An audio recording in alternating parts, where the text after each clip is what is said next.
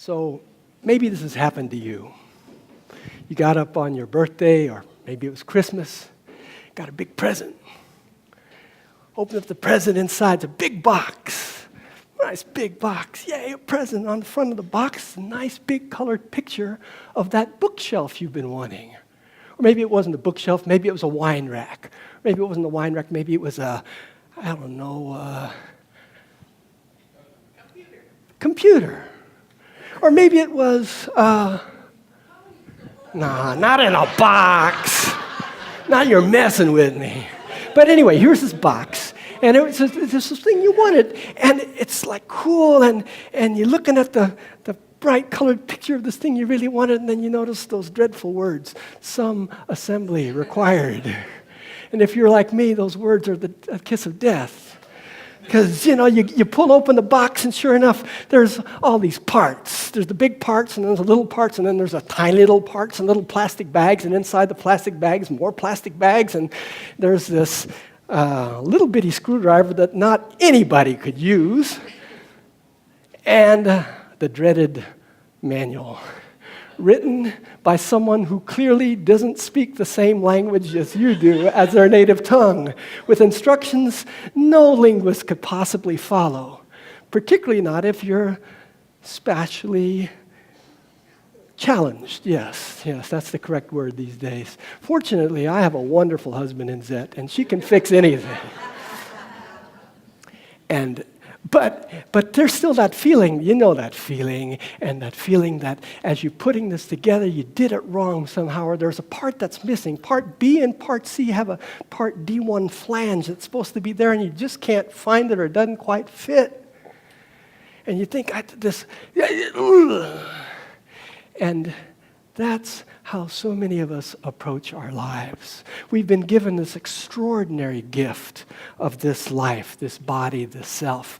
And it does require some assembly, perhaps over time, but there are no parts missing. And the manual has been clearly written in your heart, in your soul since day one. And yet we somehow fret that we haven't put this together right, that shelf A and shelf B, my plan A and my plan B didn't quite fit with my partner's plan C. Or maybe I don't have a partner and that was supposed to be plan A and it's not quite in the box. It's not a kit there.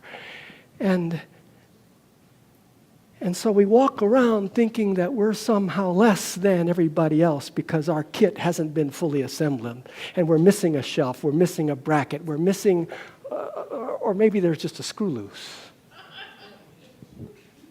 Can't push the metaphor too far, and yet I would posit that each one of us is born whole, perfect, and complete, just the way we are. Try that on for size. I don't know. Just try it with me. Try saying these words. I am perfect, whole, and complete just the way I am. Try that together. I am perfect, whole, and complete just the way I am. Yeah, and I can see some of you really resonate with that, and some of you going like, yeah, right. And some of you couldn't even say it. It was like, or you didn't want to say it. I'm not going to repeat it just because he told me to repeat it. And besides, I don't believe it. Because my life, you don't understand, my life, I've got a missing part. The doctors took off a part when I was younger. My terrible uncle beat a part out of me when I was younger. My first wife made me an alcoholic, and now I'll never be whole and complete again because you don't understand. I am not perfect, whole, and complete, and I understand that feeling well, believe me. There's this guy who lives in my mirror who beats the heck out of me just on a regular basis. I know that guy, but I also know he is not me. I know that I have thoughts, I have feelings, I have habits, I have a body, and that body has limitations, and I know that I am not my thoughts, I am not my feelings, I am not my body, I am not my limitations. I am whole, perfect, and complete. And I forget. And I remember. And the forgetting is not separate from the remembering. It is precisely the forgetting that allows me to remember and to reassemble my parts, or just to take a moment to scan my whole body, mind, and spirit and remember that all my parts are here just the way they are.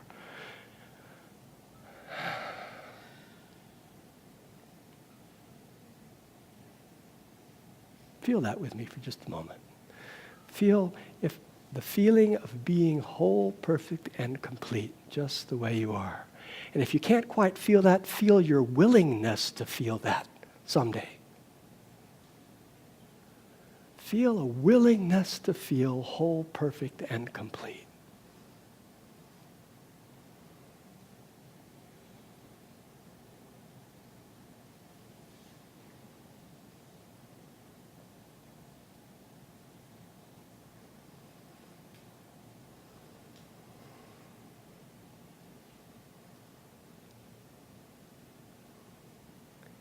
Each one of us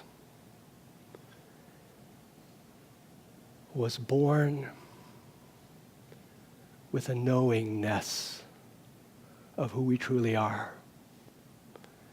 If you doubt that, go to any party that's been carefully planned with nice food and nice drink and nice decorations, and the hostess and the host have a party carefully planned. And if there's a baby somewhere in the room who's like 2 months or 6 months old, lying in a bassinet going gurgle, gurgle, gurgle, gurgle, nobody's paying attention to the food, to the decorations, to the party. They all want to be around the baby going gurgle, gurgle, gurgle. Why? Because that baby has got nothing but wholeness, completeness, and sweetness that we all long to remember and to touch.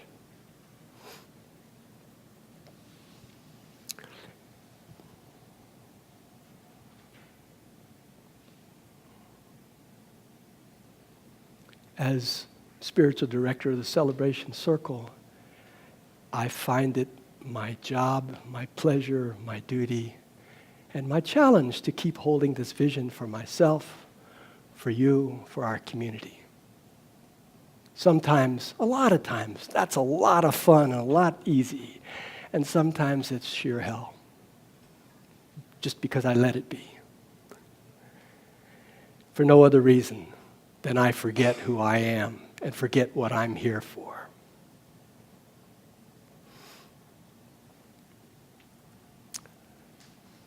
We're cruising along here in the Celebration Circle week after week, year after year, month after month, and all of a sudden we find out that the lease on Jumpstart was running out at the end of December of this year. We need to find a new place.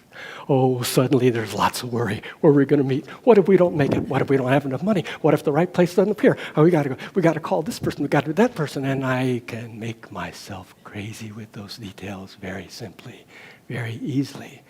And then I remember, oh yeah, I am perfect, whole, and complete, and so is the Celebration Circle, just the way it is. And however I am, however we are in this moment is part of the unfolding of our entelechy, that soulness, that beingness inside. Just as an acorn becomes an oak tree, but at every stage of the process is an acorn, is an oak tree in its fullness, in its wholeness. When it's this big, when it's this big, when it's this big, when it's this big, when it's this big, it is still an oak tree in its wholeness and completion at that stage of its growth. So too am I, and you, and we forget. Time and time again, we get to a place where we move along all right, and then we look and see, oh, I'm missing that shelf. I'm missing that bracket from my assembly kit. I missed something. I need something in order to be complete. I'm not completely assembled. I need someone to come with a screwdriver. I need someone to come with a new part to make this better. Again and again, I'm invited to remember. You're invited to remember. I am perfect, whole, and complete, just the way I am. And yes, we have desires and wants and needs. I've spoken about them many times before in the circle, and the difference between a need for food or water or sleep, a want. I want a new dress. I want a pizza. I want my life to be shiny. Desire. I desire to be one with the one. I desire to make a difference in the world. I desire to bring around world peace. I desire to sing my song. Desire, want, need. Again and again, we're invited to remember that if there's something in us that feels incomplete, take a moment and check. Is that seeming incompleteness about a need, something you really need? You need more rest. You really need more rest than you're giving yourself on a day-to-day basis. Perhaps that could be a need that many of us in this room, statistically, of the 60, 70 people who are in this room right now, in the United States, in our country right now, 60% of you haven't gotten enough sleep in this last week because you got too much to do, because you drank too much coffee, because you watched TV late, blah, blah, blah, blah. Reasons. But the majority of us in this room are overtired. I'll leave it to you to decide whether you're one of them or not, but if your eyes are kind of drooping as I say these words, that might be a cue. Needs, wants. Good luck catching up on the wants in your lives. I'm not going to speak to that. Desires, yes, there is that bigness that's calling, but that is not a case of something missing, something lacking, something that's been poorly put together in your assembly process. Desire is a calling to the fullness of who you are and who you are becoming.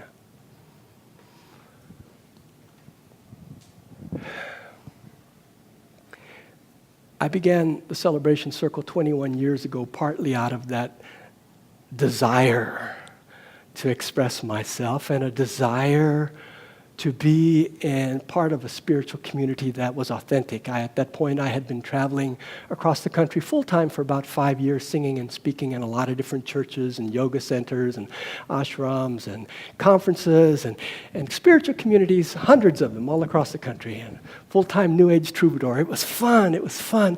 And no matter where I went, I never felt a place where I felt that the ritual of the church, of the worship center that I was in, was authentic to me. And so, situation conspired for me to start the Celebration Circle with Zet, and out of an invitation of some friends here locally, and we started on January 19th, 1982. And I remember that first Sunday, I consciously chose to show up and not know what I was going to do. I made a commitment to show up. My friends said they'd set up chairs and find a building. I brought my guitar and I just showed up. Said, what am I going to do? And I led 70 people in worship. I don't know what I said, don't know what I did. But the next Sunday we did it again. And it was slightly different. And next Sunday, a few more Sundays later, we'd gotten to have sort of a form to our worship. Some people like this, some people like that. I just kind of got up every Sunday and did what I did because it's what I know to do, is to be my desire and my life purpose is to experience and express the free flow of Spirit now. That's my purpose. That's why I'm here. So that's what I did. So fast forward over the years, we've now got Celebration Circle, and we're a 501c3. We've got a board. We've got rules we've got to follow. Now we have new bylaws. And a few weeks ago, it became apparent to me. I suddenly saw, even though I'd been brought to my attention numerous times over the years, that our opening ritual, O Great Spirit, 4 directions, which is actually 5 directions. Sometimes it's been 7 directions. Once it was 9 directions. Because I learned those all from different spiritual teachers who told me this was the way to do it. Anyway, we got the 4 directions. 4 weeks ago, it came to my attention. I saw some people particularly struggling with doing the 4 directions. And I'd heard before from some people that 4 directions is not a particularly welcoming way to open a service, that it's a way of putting some people off, especially people who are for the first time or people who are in wheelchairs. So I stood up here and I said, in the spirit of the moment, This Sunday, for the next couple of Sundays, let's try an experiment. See what happens if instead of standing up and facing the four directions, we just remain seated and sing, O Great Spirit, and see how it goes. Oh, and I'm also thinking we should maybe do something about the bread, because the communion bread is no longer a oneness symbol. It's become kind of divisive. There's some people who are gluten-free, some people who are sugar intolerant, some people who just don't want sticky sugar on their fingers because they got to play guitar afterwards. And so I said, and we might want to rethink the bread thing. Well, I had no idea how many people were going to be upset by that. Actually, I had a pretty good idea. Even as I did that, I could see the 2 or 3 people who were in the room who were really upset. And I could see the 2 or 3 people who were really delighted, who didn't have to move all of a sudden. But what I didn't recognize and what I wasn't prepared for was the extent to which people wanted to hold on to the ritual of the circle, because this is the way we do it. This is the way we've always done it. And the me who feels like I don't know what I'm doing and I'm less than and I'm imperfect and I don't know, maybe I'm doing this wrong and maybe people don't really love me after all because I said that wrong, was really plugged in and thinking, oh, I failed.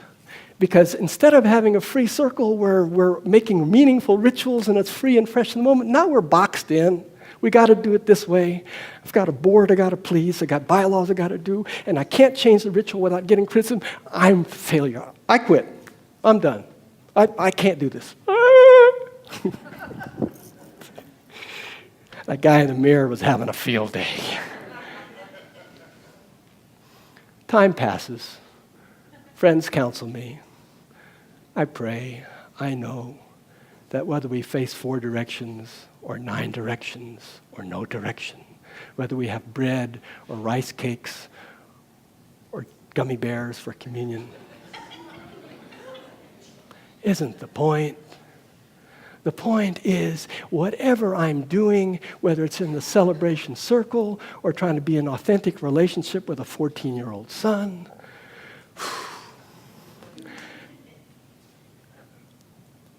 or be an authentic relationship with myself, I am whole, perfect, and complete just the way I am. And so is everyone and everything I see, because that's the corollary of the principle of perfection. It's not just me who's perfect. You're perfect, and you're perfect, and you're perfect. And yes, you're perfect, too. I'm not looking at anybody consciously, but you know who you are. You really irritate me, and it's perfect, just the way it is, because there is no other time than now to remember my perfection, and there's no better lesson than the one I'm being faced with right now, to give me a chance to let go of the past and be authentically in this moment as fully as possible, which is just as fully as possible right now. And remember, we are one.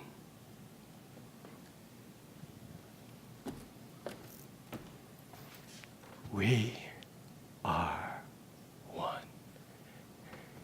And no matter where I'm standing or who I'm standing with, whether I'm in the bright light or in the shadow, whether I'm doing wonderful things that lots of people love, or something that's really irritating somebody in particular, I am perfect, whole, and complete just the way I am. You are perfect, whole, and complete just the way you are. We are one. That's my story, and I'm sticking to it.